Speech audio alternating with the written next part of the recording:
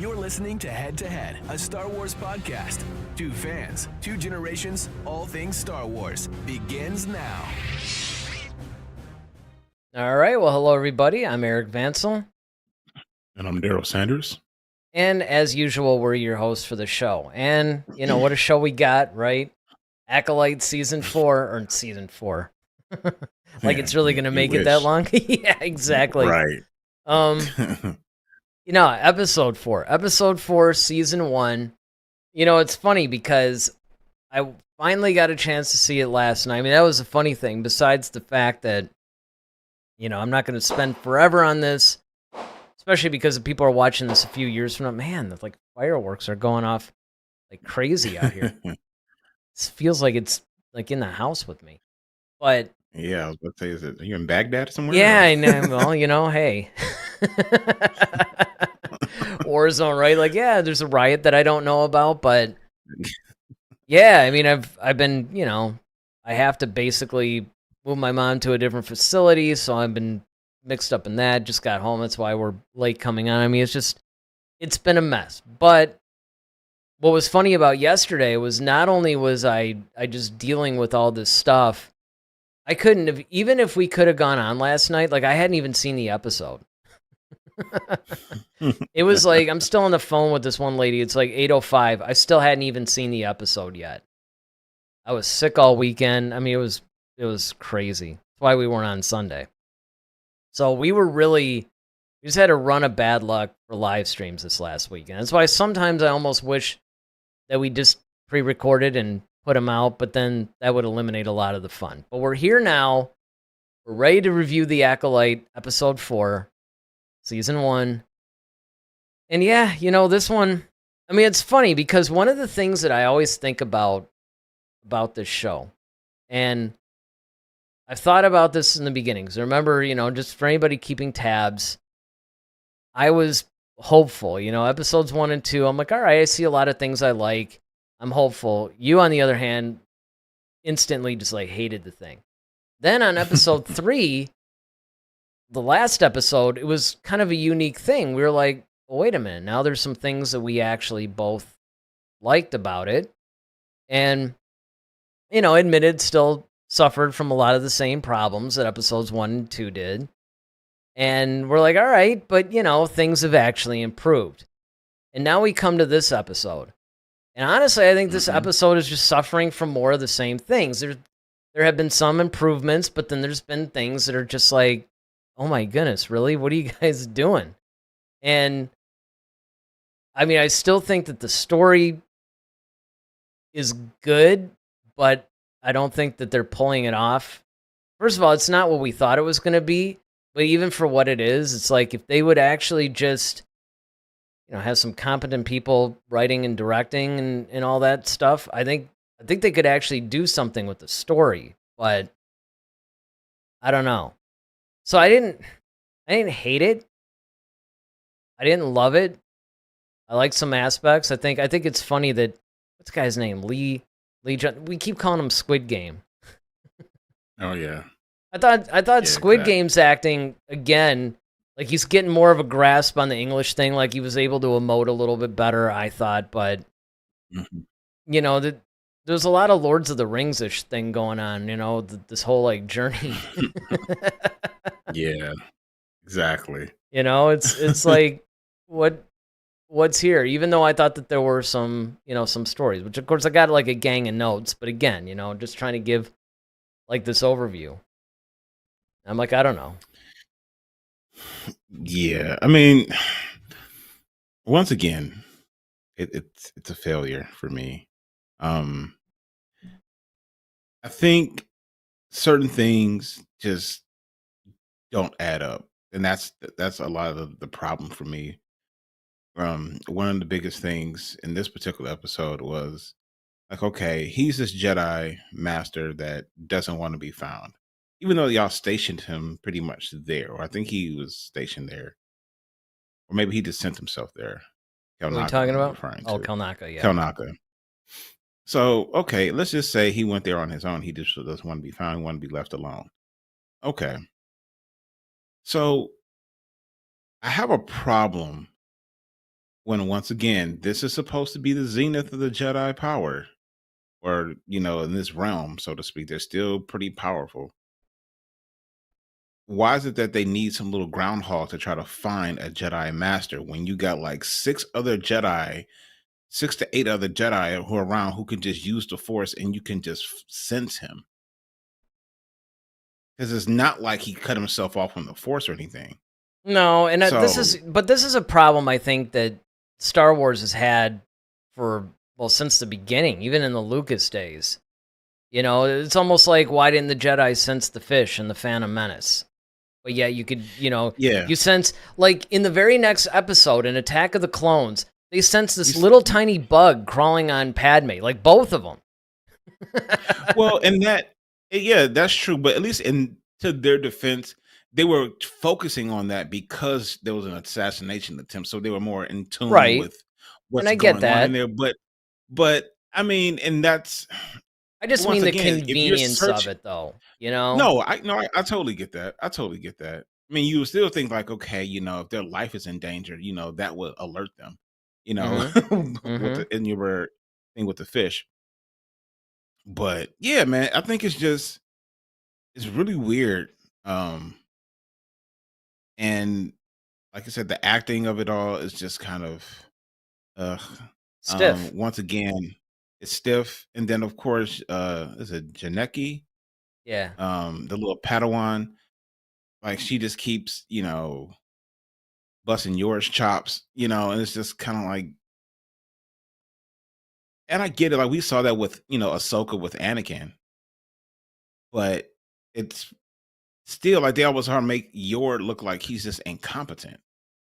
And I'm like, okay, so He did have the funniest line in the episode to me, though, where he was yeah, like, great, now we got to get a tracker to track our tracker. guard tracker. Yeah, exactly. That I actually was like, you Yeah, know what? I'm going to give him points for that one, because yeah. that right there, that's a That's Star, Star Wars. That's a Star Star Wars Wars humor. humor. Yeah, Yes, that was. yeah. That was they actually got that humor right on that one. So yes, I will, you know, tip the scale in their favor on that one. Um, and yeah, just the fact that they kept stopping to explain what was going on, like that just was stupid. Like they kept falling behind because I have a question. Oh, well, let me stop and take 10 minutes and answer this question while everybody else is walking ahead. Like, no, you can walk and talk. Like, it's just certain things about it just seem very disjointed or just didn't seem, I don't want to say realistic because it's a fantasy, show, but it No, just but I didn't mean, make within the sense. context of the universe, Yeah, though. And that's it, exactly. right? It has to make it. And that's what a lot of other YouTubers, I mean, I watched so many, I probably watched 6 or 7 reviews minimum of this episode over the last 5 or 6 days, which is ironic because usually I try not to do that because it can inadvertently color the episode for you. Like you can, now you're Hmm. watching it with all these biases. But again, I do see a lot where everybody is coming from, because a lot of the things that people will point out is like, okay, look, we get it. It's not a documentary and all that other stuff. They want to Right. stretch out. They want to do things like that. But you have to make it make sense within the context of the universe and in the constructs that you set up as parameters for the universe. So, you Exactly. can't, it has to follow its own rules. And one of my biggest issues Right. with the Acolyte is it doesn't follow Star Wars' own rules. And a lot of people, and this is what I get sick of, is that everybody, because now Disney, Kathleen Kennedy, they're gunning for the fans. There've been these articles where they're blaming the fans for being racist or bigoted or sexist or homophobic or whatever it is. It's like, no, none of that is the problem with the show, really. I mean, that's what's actually so funny. And even it's funny because there was an interview with Leslie Headland a few days ago, because she was kind of like shocked. And she's just like, yeah, I wasn't really trying to. It's weird because it's almost like she's backpedaling but it does make me wonder, though, how much of it really came from her. Because remember how the whole thing, it was like, this is going to be the queerest Star Wars, and and all this other stuff. And Mhm. then there was that infamous clip where they interview her and Amandla, and it's like, oh, is this like the gayest Star Wars? And they start cracking up, because she was saying, like, I was Mhm. cracking up because it was kind of a weird question. Like, I didn't expect that. And, she was like looking back going, no, I really wasn't trying to make that. She was even saying that the witches aren't even really lesbians. She's like, she doesn't know where that came from. She's like, it's an all-woman colony. It's not like it's a story that hasn't been done before and all this other stuff. So it cracks me up because you think that Headland would be the one you would think that would be taking this the most personally, but she isn't. It's Kathleen Kennedy and, a lot of the Disney execs that are just going to war with this thing. And even some of our own people, right? Ted Adam Green comes in. He says, the struggle is real, Eric. I hope it gets better. I didn't watch episode 4, but I'm eager to hear what y'all have to say about it anyway. Well, now you're doing what I did all last week. And that is, you know what? I haven't seen it, but I'm just going to watch and, see what everybody else says about it first. But so here, let's go into this too, because one of the things that I had a problem with, particularly with Kelnaka in this episode, which I thought it was more pronounced in this one than other ones, and then this is going to sound very David of me, but the little space gerbil. And he had a name. Basil. Yes. Basil. Like, Kelnaka looked like Harry and the Hendersons to me. Like, he didn't even look like a Wookiee. I'm like, what? Did you guys just get the Harry and the Hendersons makeup, or what's going on? Like, I get it. They're trying to maybe branch out the thing, but I couldn't unsee that. And then He Basil did look like Harry and the he did. He totally did. Like the first thing that I thought of when I saw that, I'm like, whoa. And it didn't strike me like that in the other episodes. But I mean, it was, I don't know, in this one it did. And then Basil, it was like, after a while, I think the look was better. But at first, when I looked at him, I'm like, he looks like an animatronic puppet I would see at like a Chuck E. Cheese or something. Like, what? Mm-hmm. What are you all doing with this money? That was my question, Eric. That's been my question. It's like, okay, you all spent $180 million on this show. It's like, I don't see where.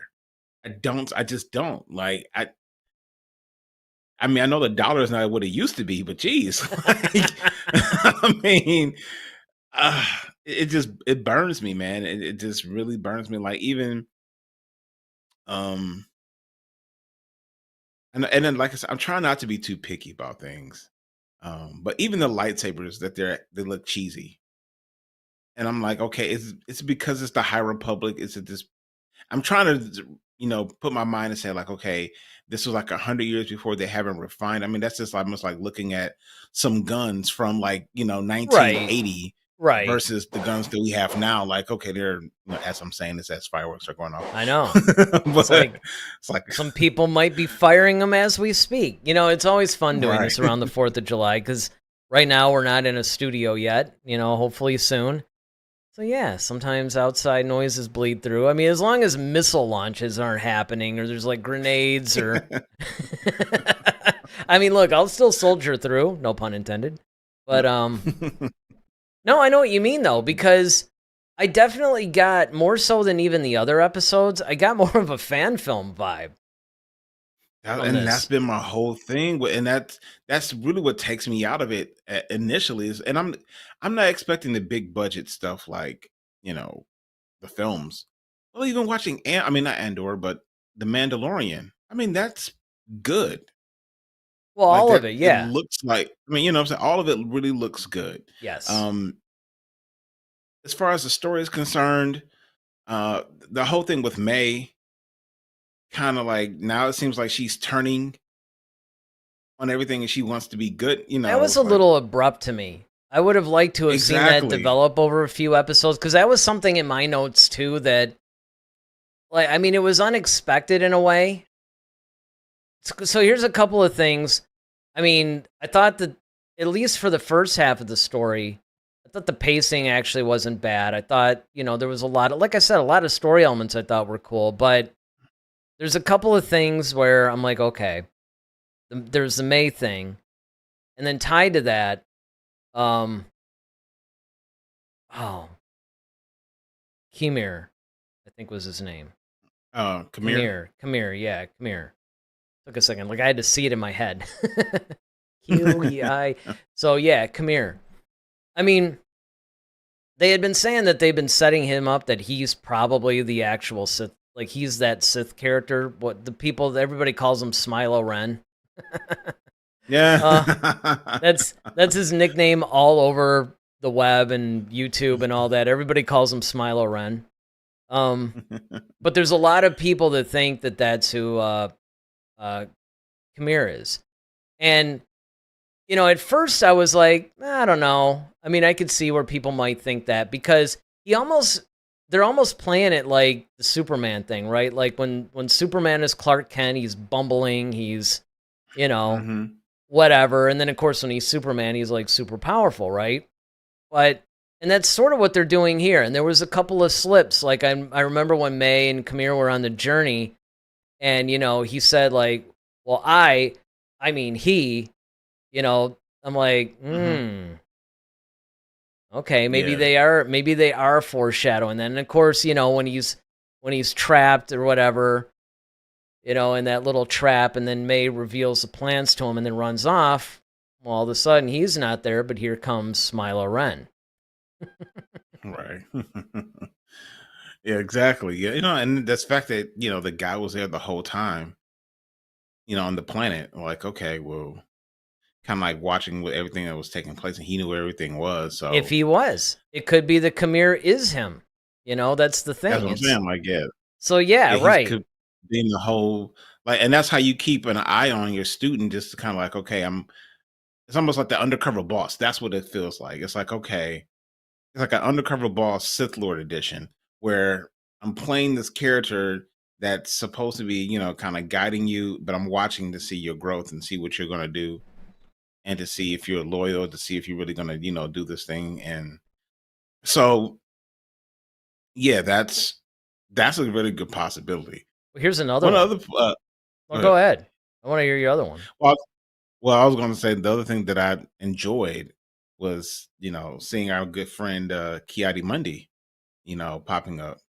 Yeah, and I want to clarify some things about this because there's been a lot of talk about these scenes. And again, this is one way, you know, like John Campea is one of the ones that I watch, and he went off on this too, which I was really glad to see. Because people have been going crazy criticizing this Ki-Adi-Mundi thing, and it's so stupid.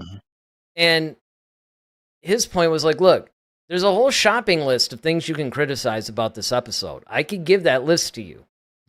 Yeah. But this is really dumb, and it actually takes credibility away from the fans when you do this. So the two problems that people have with Ki-Adi-Mundi in this episode are, number one, they talk about how he shouldn't have been born yet. They talk about how it's a little too early. But the interesting thing about that is that the only piece of canon that really talks about his age or when he was born is like this CD-ROM.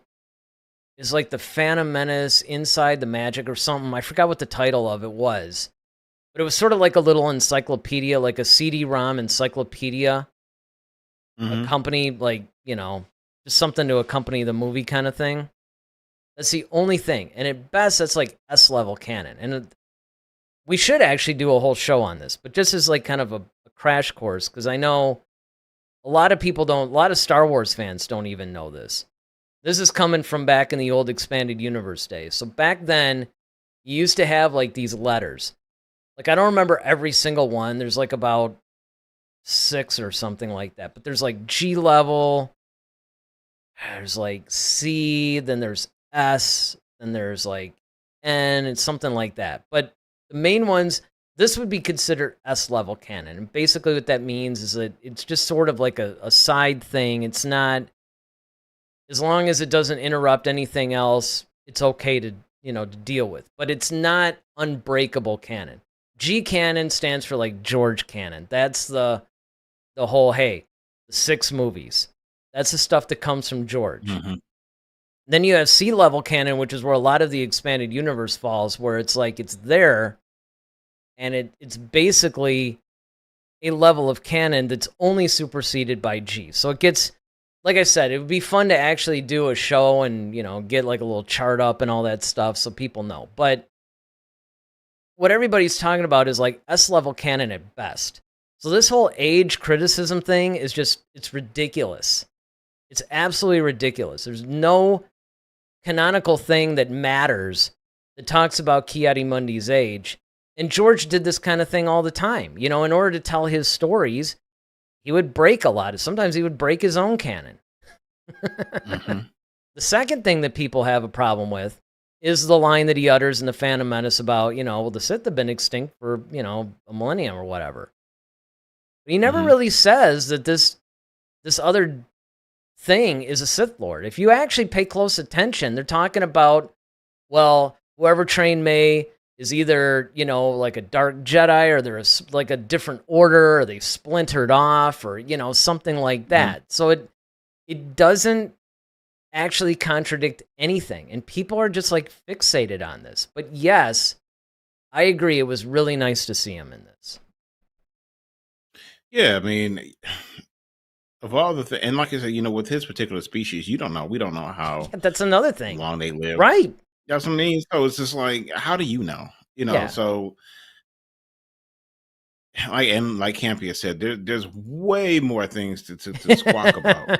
This actually probably does it some justice, because it's like, oh, something from when it actually was good, Yeah,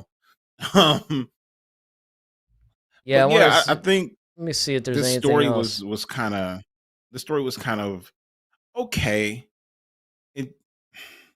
And of course, I mean, like, now, right when it gets good, it's like, okay, of course it goes off, and it's like, son of a, so now we have to basically wait till today, and I thought that was the best. I thought that was the best scene of the whole episode. That's what I'm saying. Like, we have to wait to the very end to get the best thing, and then watch tonight at least when I watch it, it's probably still going to be like, all right, it might be cool for a moment, then how crappy is it going to get afterwards? Well, let me get to a couple of these chats, and then we could do more thoughts. So Ted basically says, for reference, Acolyte per minute costs twice as much as Beyond Skyline and 3 times as much as Godzilla -1. Wow, which was an amazing movie, by the way. I smell embezzlement or a payoff. You have not seen Godzilla -1? It's on Netflix. Do the subtitles. It is amazing. It's incredible. I could see why the movie pulled some Oscars, but it honestly should have won more like your Best Picture type Oscars. I mean, it really is like a masterclass in filmmaking. It's great. It's all story, and the monster. I mean, I can't say enough about it, but it's not a Godzilla podcast, so. So Dragonfly joins us. It's funny that you bring what you brought up, because he goes, "You guys gonna go into a live reaction episode 5?" Right, because we're like a half hour away at this point of. Yeah, I'm saying we got 30 minutes, depending on where you live. Yeah, exactly. It's like, let's put on episode 5 real quick and do like a live reaction. That would be hilarious. Right. Dragonfly says, I think they chose him on purpose because of what he says in episode 1. In the end, we'll have more context to why he said that in episode 1. And that could very well be. That could very well be, and I hope that is the case, because at least now, once again, you're weaving together the universe in a way where it's like, okay, we're still in that place where you can still have that connective tissue, as loose as it may be, it still holds up. So, yeah, man. But I just think that I really want this to be good, and it's just we're at it's fighting you every step of the way, man. And it's just, and it's like we're at episode 5 now, and we're like basically over half of the season now. Well, we're exactly half, pretty much. We have 4 more. We've done 4. We have 4 more. 5, 6, 7, 8. So I mean, we're halfway through. Because here's the other problem that I had, that again, there's 4 episodes to go. But, you know, this Smilo Ren, I love that name, so I got to keep calling him that. You know, he comes like floating in. It's like, okay, dude, somebody this powerful, they're gonna sense this guy. Like, That's what I'm saying. That's what bothers me. I'm not even talking about just on the planet. I mean, like in general. Like, how's this guy just running around incognito? Right. That's what I'm saying. Especially if you like, how do you not feel that pressure? Especially, like I said, when the Jedi are supposed to be kind of at the height of their power at Yes. this time. It's just so contradictory. So it doesn't make any sense. And unless at that time he knew how to cloud the light, which Well, I here's mean, here's or here's the mask his theory. presence or something to that degree. Well, I'll tell you a theory that's going around that I actually like, and I really hope ends up being what this is. So, obviously, everybody's thinking Khmer is, is Smilo Ren, right? And that was heavily, heavily hinted at in this episode. All right. The idea is that Khmer or Smilo Ren or whatever he ends up calling himself when he's wearing that mask is not actually the Sith Lord. He's the Acolyte. Because one of the things that's hilarious is, remember, the task is you got to kill all these Jedi without drawing your weapon. Well, how Sith-like would it be if, in order to get around that, you go, well, I know. I'll get this other chick to do it. I haven't drawn my weapon. See? It's like a technicality thing, right? So he's basically the one who's really tasked with it by the actual Sith Lord Master. And what he's doing is he's using May she basically becomes the weapon, so he doesn't have to draw his weapon. And I think that by far would be a way more clever way of handling this. And then that would also serve as a really big reveal towards the end of the show. And it would also, well, that everybody ruined, because a lot of people have picked up on this. And I mean, because I didn't really think in terms of, like, that one, I didn't actually, I kind of thought about it early on. Like, well, I wonder if this guy really is, maybe he's the Acolyte and it's not May. And then, of course, the Khmer connection came in. But for me, what was compelling about that is the fact that it would, not only would it be a really cool twist, but it would also, I think, lessen the stupidity of having May just turn so quickly. Because if she's not really the, you know what I mean? It's kind of like, well, okay, fine. She sees her sister, she gets all weepy or whatever. Okay, cool. Now it makes sense. You know, if May is just more like a tool for who is actually the Acolyte, then it makes sense. Used. Yeah, she's just being used.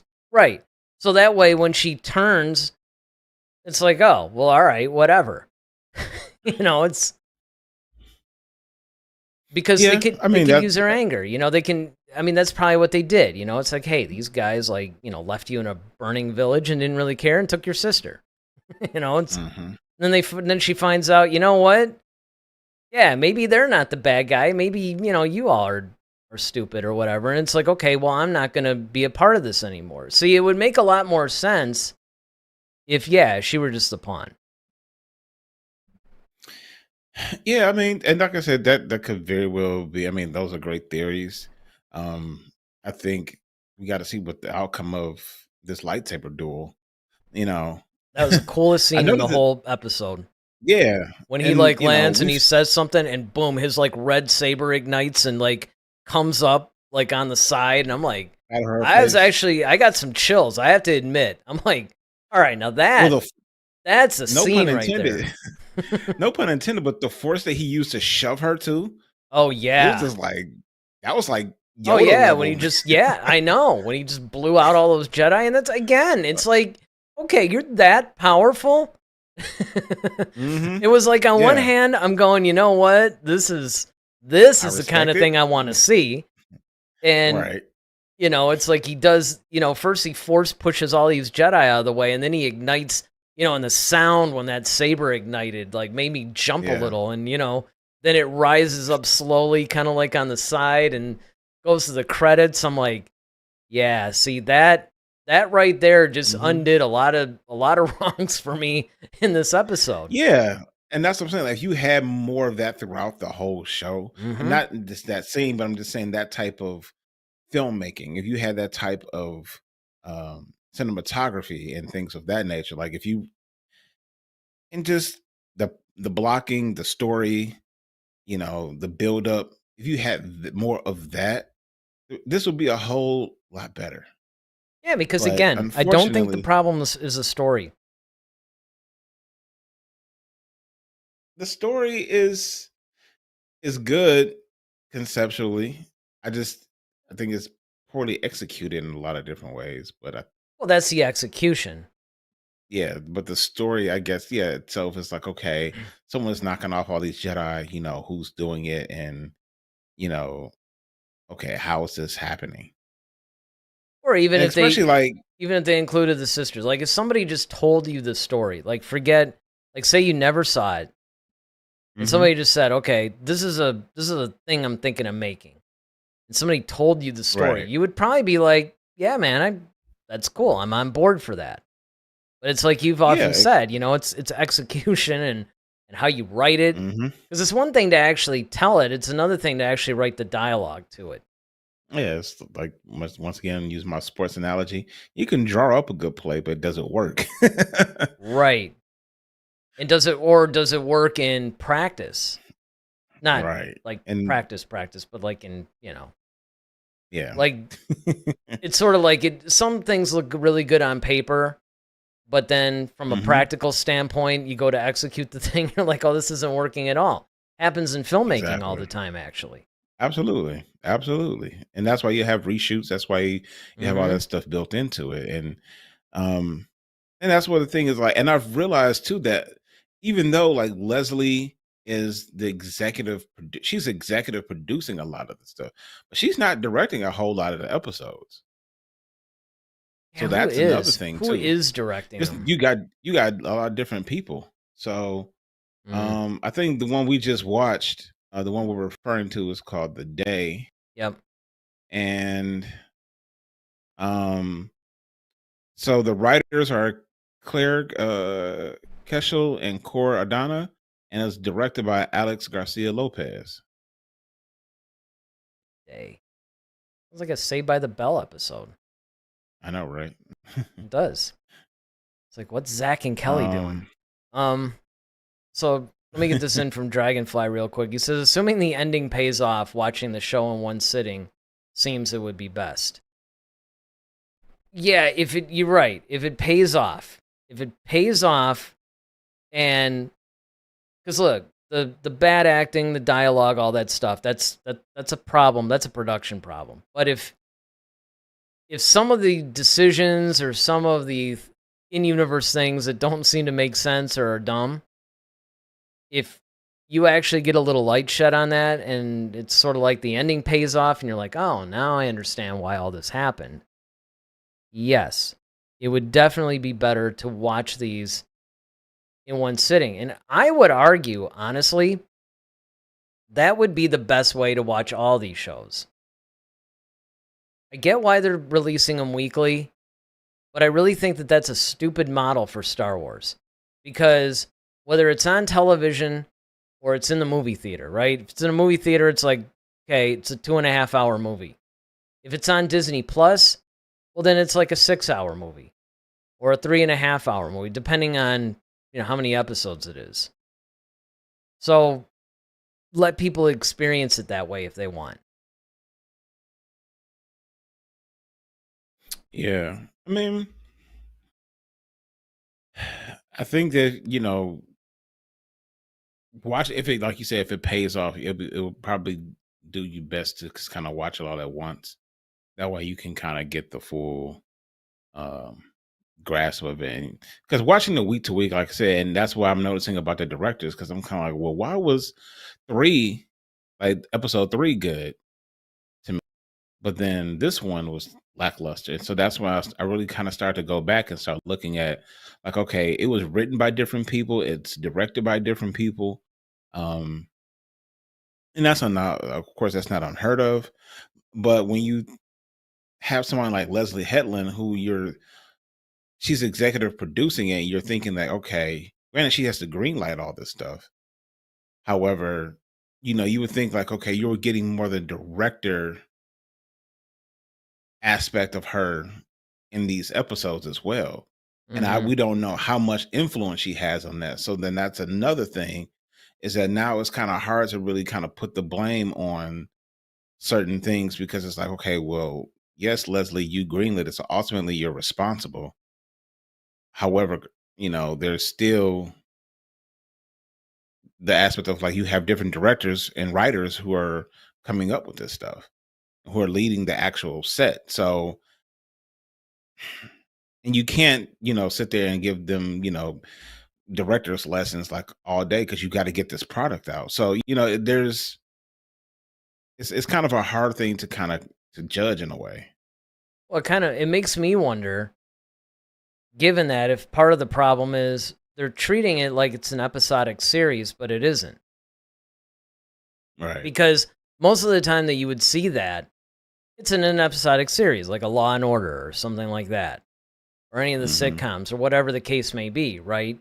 You Right. have a show, you have different directors coming in. They start to recycle because they begin to know who does the best job with the show, both in the writing and in the directing. And those Hmm. writers and directors tend to be invited back. And then you have about a stable of 3 to 6 or whatever that throughout the season you keep inviting back. So a Hmm. director might maybe direct 3 or 4 episodes of that season. But for something like this, the number one is a very short-lived show. It's like 8 episodes and is not episodic at all. It's very much serial, right? It's Hmm. it's really more fair to say that if you look at these things as, like it's basically like a 4-hour movie. That's really what it is. It's a Do you movie think that broken it up would? into 8 parts. Right. So do you think that, at least, and I feel like, for something like this, especially with the way that Star Wars has been taking the abuse, you would think that you would want, like, your best gun, like, okay, Leslie, I need you to direct the first season. Hmm. I need you directing all the episodes. I need some consistency throughout this, at least season one, to at least hopefully give it the forward momentum that the show will need. Almost like we had with Favreau and Filoni with Mandalorian. Like, even though I know Taika Waititi did a couple episodes and they inserted other people, unfortunately that worked. And I don't know much about these other directors. I mean, like Kanganada or whatever the person's name is. Um, yeah, Kanganada. You know, I don't. It's just one name. You've never heard of this person before. But when you see people like, Taika Waititi, um, Deborah Chow, you get people like, and Bryce Dallas Howard. Like, okay, you're seeing like familiar names. It's like, okay, I know you know how to direct. Yeah. You know what I mean? But then, Hmm. and I'm not saying that, you don't give people opportunities. Sure, that's kind of what the business is about. However, it's like, especially with a season one of a brand new show like this, when you're already kind of like your franchise is taking massive hits, like, you need a win. You need a bucket. You But need to you're get talking some about a points on the board. right, but you're talking about a company that when it gets like now it's down to a 13% score on Rotten Tomatoes, by the way. Oh yeah, it's dropped massively. Massively. And I figured that was going to happen. Well, I That's mean, when we it first was at talked about it. Like, I 15. was like, yeah, it So can't be. it went it was at 15%. It's like every week it loses a percent. It was 15%, I think, after episode 2, 14 episode 3, now it's 13. Um the problem is you have this, right? And so there's obviously, let's just say, fan dissatisfaction. You have a Mhm. company that's yelling at the fans. Like, well, you guys are too toxic. You know, you guys are just a bunch of, guys or whatever. And here's the thing that cracks me up about that. The whole marketing campaign for the Acolyte was, hey, this show's not for you, you male Star Wars fan, that that's been around or whatever. That's basically what they said. If you go back to the early marketing of this, they basically said, well, we're not marketing to that. Well, here's a news flash. That is your fan base. You may not like your fan base, but that's your fan base. So when you said that you're not making a Star Wars show for your core fan base, now, they could have done that, because what they don't understand is they think that all these like male nerdy fans of Star Wars or whatever, these very simple-minded, need to be, no, we love complex stories, we love all that stuff. They could have introduced a lot of different things, and as long as they kept it Star Wars and it was good, people would have been on board for it. But you're talking about a company that when things go wrong and the fans don't like it, they blame the fans. They don't take, maybe we just didn't do a good job on this. No, they actually blame the fans for this. Here's the thing. This is going to be kind of one of my social commentaries, I guess. I'll try to keep it brief and concise as possible. This is one of those things where in society you have the company trying to dictate the market, Mm-hmm. and that's not, they don't, that doesn't happen. It's the market, the consumers dictate the market, and it's like, okay, do you have to understand that like you said, the core people who have supported this franchise, the reason why this franchise exists, these are your demographics. You have to look at the data and like, okay, Star Wars primarily are watched by younger males between the ages of probably 8 to about 40, 50. So that's really like your home base. Now, I'm not saying that women don't play a part in that. Sure, they do. But the vast majority of it are male. Well, here's, No what's funny? different Women than hate this Marvel or show. comics. Yeah. And well, that's the thing, is because and it's almost kind of like when, we're talking about agendas, like it's kind of like, and I know, several people who are part of the LGBTQ plus community, they don't like it when people just try to like Yep. they don't want the extra attention. They just want to be accepted overall. They're not looking to have an advantage over anybody. And that's the same thing, even being African American males. Like, we're not saying that, hey, we want to be better than, our white counterparts. We just want to just be equal with them. It's just like, just put us at the same place. So it's just like, okay, just give us the same landscape, I guess, if you will. And that's the problem with that I see this, like, you're trying to, and that's the problem when you force agendas. It's because it's unnatural. It's not a natural progression because you're forcing it down people's throats. And now people are going to rebel against it, and you start becoming sloppy, all for the sake of just trying something new versus, letting things like Prince, wasn't an artist trying to just be different. He just was. He just that's who Prince was. And you just happen to like it, no different than George Lucas. He always said, I wasn't making this movie for males between the ages. I just made a movie because I couldn't get the rights to Flash Gordon. I wanted to make something like this, a space odyssey that's kind of, okay, here's my idea, here's what I put out there. It just so happens that males from age 8 to 40 was just like, I'm in love with this thing. And that became the market. It's not like he set out to grab those people. That's just, he threw the net out there and that's what he caught. So it's kind of like a lot of people just, especially when it comes to the marketing aspect of this thing, it's terrible. And so when you make comments like, oh, well, this isn't for, you know, this demographic. Well, one is like the very thing that you're trying to do or you're trying to stop, you're doing because you keep saying like, oh, well, we want more female representation. You can have more female representation without diminishing the male representation. See, Mm-hmm. that's the problem. Like, you don't have to cut one to give more to the other. You just have to bring the other one up more. That's it. Well, the idea that there's not female representation in classic Star Wars is insane. Like, even off the top of my head, I could probably roll out like 10 or 12 very key female characters. When you factor Padme, in Mon Mothma, Leia. You know, I mean, if you want to start going into the well, books, then you go like, yeah, Ahsoka, Mara Jade, Ahsoka like, Jade. I mean, just, what are the other female ones? Well, it's on. Now we look stupid. We should have just stopped where we were.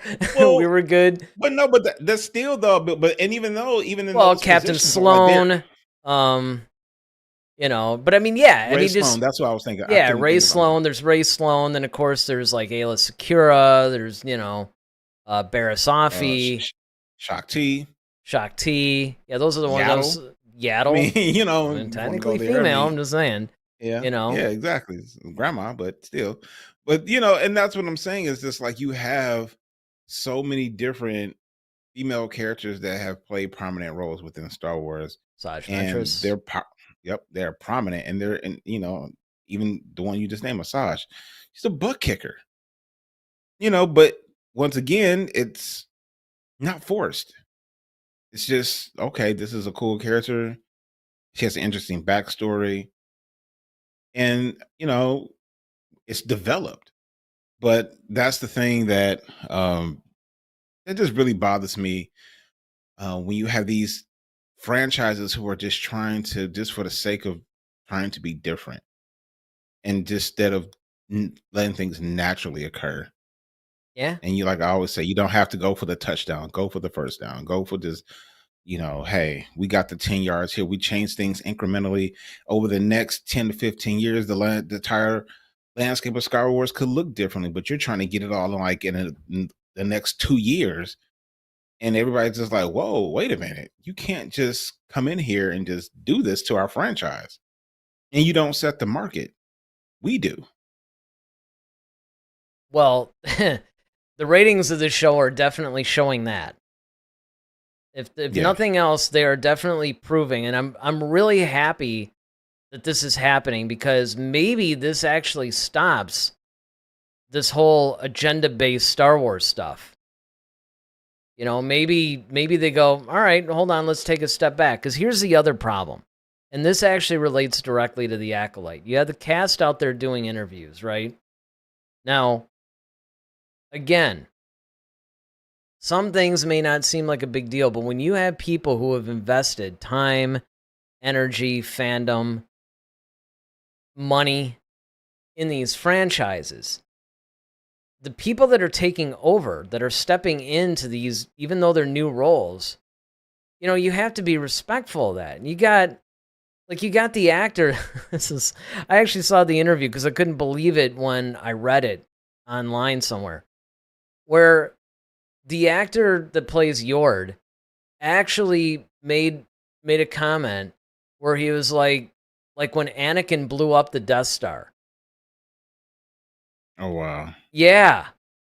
And I'm like, dude, it probably was just it's like a slip. It's like, okay, look, you're doing an interview, but you have to be more on your game when you're representing a beloved franchise like this one with the fan base that has, and you're trying to promote your show. Nothing screams, do not watch my Star Wars show. I know nothing or whatever, like saying something like that. Yeah, absolutely.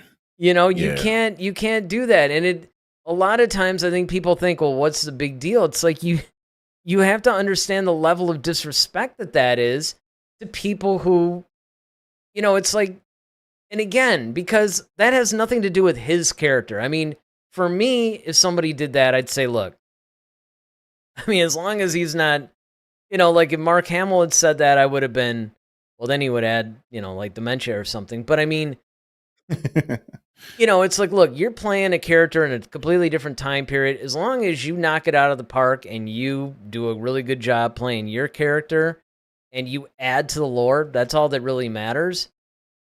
But you can also look at somebody like Tony Gilroy, who also wasn't a fan of Star Wars, never even really saw him. Didn't even like much of what he saw. But the difference is he respected it. Mm-hmm. He showed respect to the franchise. So when he came in, when he rewrote Rogue One, and then when he wrote Andor, you can see the respect that he has for the franchise and the respect that he has for the fans of the franchise. Right. Yeah, I mean, and that's just that goes a long way with fans, and we can tell. That's the thing. We can tell who get it and who doesn't. Right. Now let me get this one in from Dragonfly. It says, "No, you guys are not the biggest fans of Book of Boba Fett, but I added all the episodes together, and it's exactly 5 hours. And that's it. If you watch the Book of Boba Fett, I haven't done this yet. I should do this.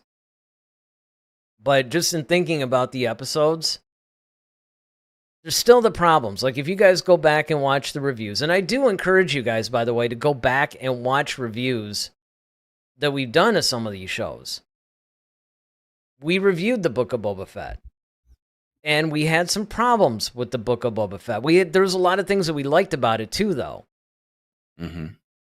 But, like, one of the things that I think, remember how everybody was really just upset about the fact that we kept going back to the Bacta tank and all that stuff all the time? I think that if you watched it as one 5-hour film, it wouldn't bother you as much. But when you're watching it as like a 25-minute episode, and you've been waiting all week to see that next episode, and you go back to that Bacta tank again. Yeah, exactly. Yeah, no, that's a very valid point. See, that's what I'm talking about, and that's why I think that these shows would work better if you could binge them. It won't fix the problems that they have, mind you, but I think that they would actually work better. Ted says it's like the unabridged version of a theatrical length movie. It's exactly what it is. It's exactly what it is. And listen, I know the Acolyte's on like right now, but don't get off of this. It's like, trust me, it's probably not good. It's probably not good, so it'll wait. I'm watching it right now, and it's terrible. No, it's playing. Yeah, exactly. I got it in my other ear in the headphone. I'm not even tuned into the show. I'm just watching it. Like, no, what would be funny is if you accidentally made a comment about it. It's like when May did, and we're like, "What? When did that happen?" You'll see tonight. Yeah, you'll see. I don't know. I might actually watch it tonight. And then, I don't know. We'll see. Depends on how long it is. Because that's the other thing. That was another complaint that I had about this episode, honestly, was the fact that you got a 35-minute episode and we're basically watching you walk. It's... Exactly. I mean, I get what you were trying to do, and I understand a lot of things, but again, it really is frustrating. Because there are times where you can see what this show could have been. Mm-hmm. All they had to do was put a little more effort into it. Yeah, exactly. And I think you just have to understand that, you have a limited time. It's like you have to pack the most punch in the small window that you have. And that's to me, that's the trick. And that makes people want to come back. You do have to have some setup. I do get that. I kind of, like I said, when I first started watching Game of Thrones, I was just kind of like, okay, I'm committed to watching this, but this is kind of moving kind of slow. And then it's like, okay, and it took me, I think, maybe like a season or two for me to really, like, okay, I'm invested in this now. Like, now I have to see how this, It took me about 3/4 of the first season, because one of the problems with a show like that is you just have to figure out what's going on. Exactly. You know, And that's the you're thing is, dropped in the middle of this fully fleshed out world, and and I mean, it was layered too. yeah. Oh, very much so. I mean, it really wasn't Very much. until like midway through the second season that I finally, okay, I Well, got you need like ancestry.com just to figure out who's a part of what house. It's like, okay, exactly, you're a yeah. Targaryen, you're over here, you're okay. Well, King's Landing is over. Okay, then And you're who on are the the Targaryens, and why do we care like, again? And it's yeah. Who just, was Jon Snow and all the you know, it's just any of this, and who's, yeah. I mean, it was just, it took a second to get in, and I think, but again, see, it's because when I started watching it, I think like the 8th season or something was about to come out, or 7th or whatever. It was like really deep in before I decided to see what all the hype was about. yeah. I wait till like the last season. And thank goodness I could binge it. Right. If I Exactly. couldn't binge it, I don't know if I would have continued watching it. Exactly. And I had, Until later seasons, and then it got to the point where like, yeah, I would definitely well, wait to the next but would because you it have gotten to that point though? That's the question. exactly that's the question. Yeah, exactly. And that's kind of how I felt about a little bit with 24 too. Yep. Like at first, but I got to 24 faster though. Yeah, Like 24 that, picked up pretty quick, but at first you're kind of like, I'm all right, like family eating okay. breakfast. All But now right. it took me about maybe like 4 episodes, 4 or 5 Yeah. episodes. But then again, that season was like 22. That was a Mm-hmm. 22 episode season. So it's like, Mm-hmm. okay. But then I'm like, all right, but by like maybe episode 8, I'm like, okay, yeah, I'm in this now. And again, what happens if you couldn't binge it?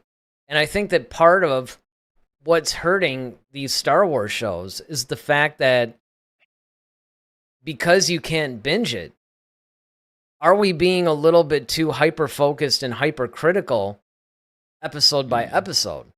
Because a new episode comes out and like Little Piranha, all his fans are just going in, and now I'm afraid we're trained to just look at all the bad. Okay, I wonder how bad this is going to suck. And now you're watching the episode going, all right, like the check thing. Okay, there's the bad acting I was looking for. There's the, or I mean, it's sort of like you're going into it already biased. I remember the Rotten Tomato score actually was sinking before the show even premiered.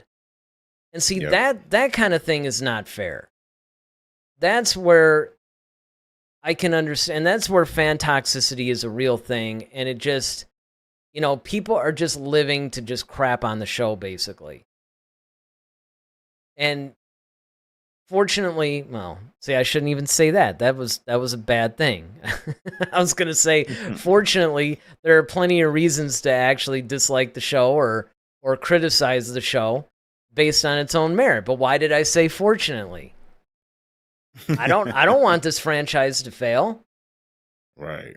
But I mean, I think that we're all conditioned now that Star Wars under Disney is just, we just want it to be the less sucky thing that we can watch. Right. Where that shouldn't be what it was. I remember a time when if it had the name Star Wars on it, your heart rate would increase. You couldn't wait to get to the theater, or even when The Mandalorian premiered and everybody was all, hyped up. Mm-hmm. Yeah, well, I guess we have to see what episode 5 brings, and we can pretty much see it now. I was How going it to say, goes some with us. people are 7 minutes into seeing what episode 5 Right. brings.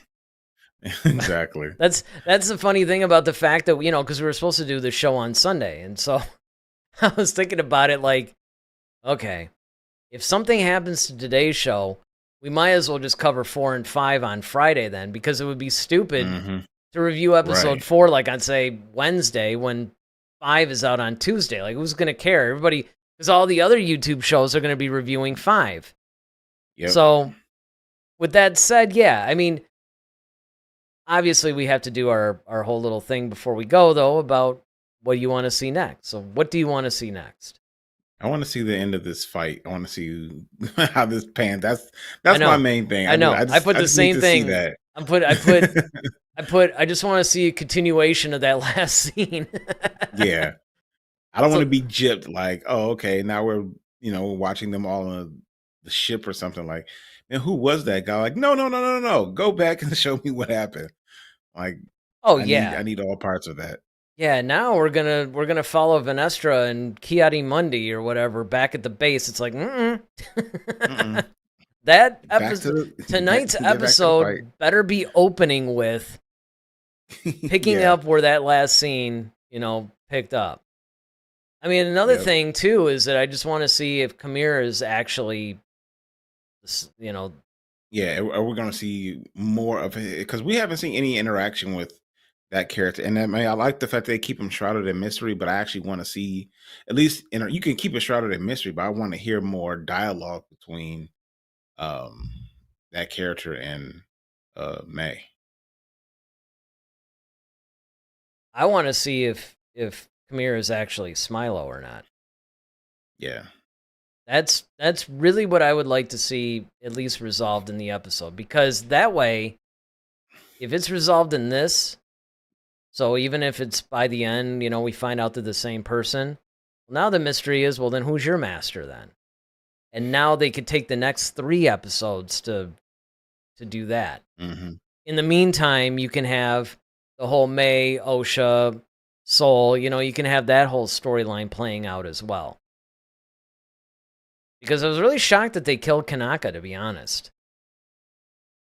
Yeah, that was I was like, he's all laid out, man. I know. Although it was like if his makeup was going to get progressively worse, then they did the merciful thing. Yeah, But right. It's like, all right, dude, you got the Harry and the Hendersons thing going right now. I can't do this. So maybe we just need to put you down. It's kind of like when the family pet gets like cancer or arthritis or something. It's like, okay, I'm going to miss you, little guy, but I'm going to put you down. It's just about that time. Yep, it's about that time. Speaking of that, it's about that time to end the show. So I'm sure everybody's going to run out of this show now and go watch Acolyte episode 5. So yeah, I guess that is going to be our next episode now. It's going to be Sunday when we review episode 5 of the Acolyte. Not really sure what we're going to do the following Monday, though. I mean, I guess that'll remain shrouded in mystery, much like a lot of elements of this show. So hopefully you guys enjoyed it. Again, make sure you hit the like and subscribe button if you haven't already done so. If you missed the first 3 episodes of our Acolyte review, go back and check that out. Of course, there's all kinds of other things that you can check out, and share these things with your friends too. If you know people that might really enjoy being a part of our little community here, definitely share the channel with them and say, hey man, you might, like this. Go ahead and check it out. Because we really do want to grow. Even though we don't have time to grow like most full-time YouTubers do or whatever, it's like, we are trying to put in a little bit of an effort here. Of course, we got the buymeacoffee.com thing going. You guys can throw us $1 or $2 or become a member on that. So there's always that. There's a million different ways that you can support us. But at the very least, just hit the like button, hit the subscribe button, watch the show. That's all we can ask. So until Sunday, I really shouldn't say that because every time I do, that's when we end up having to move the show. But until Sunday, I'm Eric Vansel. I'm Daryl Sanders. May the Force be with you. Always. Head to Head, a Star Wars podcast. Be sure to follow us on Twitter @HeadToHeadSW. Submit your questions for our next show. Visit our official website at headtoheadswpodcast.com. Until next time, may the Force be with you, always.